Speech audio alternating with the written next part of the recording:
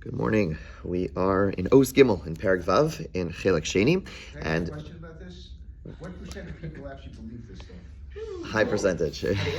High percentage. Really? I was talking to another rabbi yesterday. He said a very low percentage. Okay, I'd be curious to know who that rabbi is after. Okay. Okay. All right, we'll talk. Okay. So this is Derech Hashem, for the record, is seen as probably one of the most, there's basically two, if you want to oversimplify things. There's the camp of the rationalists, the Rambam, etc., then the camp of those who are not rationalists. I'm not even going to call them mystics, but everyone else who doesn't take that hardline rationalist view, within that other world, Derech Hashem is seen as probably one of the more authoritative mainstream books. So when you think of like the writings of the Ramban and even the Barbanel, when you think of the Rishonim, most Rishonim who are not in the camp of the Rambam, they don't elaborate the same way the Ramchal does, but they are basically in that same worldview where things are understood this way. Okay, so with that in mind, so he writes like this. He goes into a little bit more detail about what takes place in the Beis Din Shel Mala. Okay, what takes place in the heavenly courts. So we're going to read through it quickly, and then we'll try to understand what the implications are for us. So Nimtza Lefi Shorzu comes out according to this principle, or this root idea. She'en HaKadosh Baruch Hu danas olam bebechinas yidiyaso. Okay, and this is really the key line, that Hashem does not judge the world based on His knowledge. God's knowledge is foreknowledge. God knows what we are going to do, right? So God could choose to judge us based on not what we've done, okay, and not who we are, but who we're going to be and what's going to happen. And that would be quite fair because God knows exactly what's going to happen. But God does not do that. And that is the entire point of this entire system. Rather, God judges us according to the way He set things up. And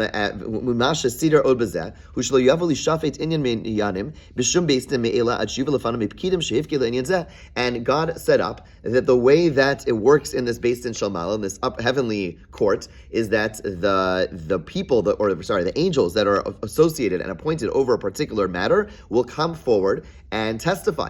As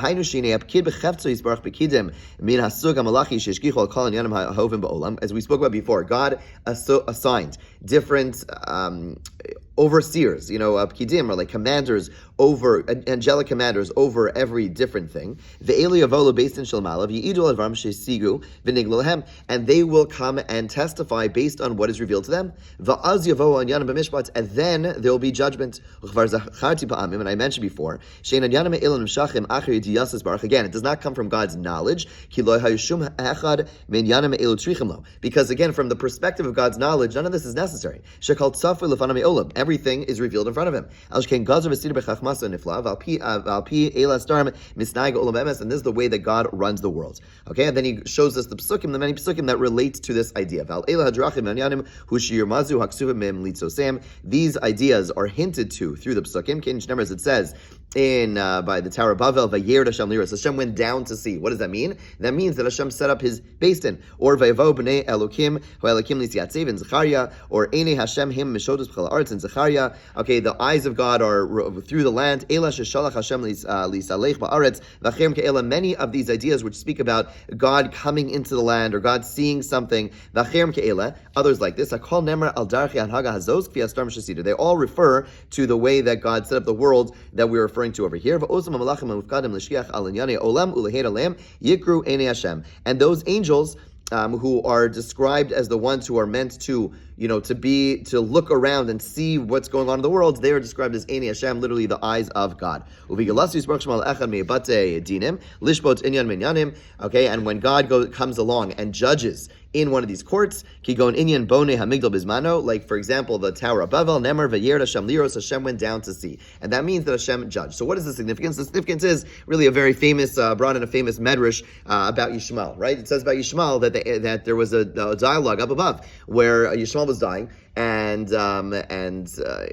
there was some argument up above that said, "Hey, we know what's going to happen to this person, right? Both in the short term and long term, and you think about all the history that we have been suffered under Islam, and you think this all descendants from Ishmael, And the angel said, let him go, let him go, let him die. Why do we need this person over here? He's gonna make so much chaos. And Hashem, basically the idea was that he is judged ba'asher hu sham. He is judged in that moment. And the idea was that at that moment he hadn't sinned to the point that he would have been worthy of getting killed, and on the contrary was worthy of a miracle, and therefore he was judged in that way. That is exactly what he's expressing over here, and that is that Hashem may know that we are going to act in a certain way, but Hashem decreed to run the world not based on his yediyah, not based on his knowledge. Again, Hashem does know, but he set up an entire system to, so to speak, bind himself. Of course, he could override it if he so chooses, but to bind himself to mishpat, to judgment, and judgment is based on the facts that happened and not on things that are going to happen in the future. And so this is a choice, so to speak, from God. God could decide to do otherwise,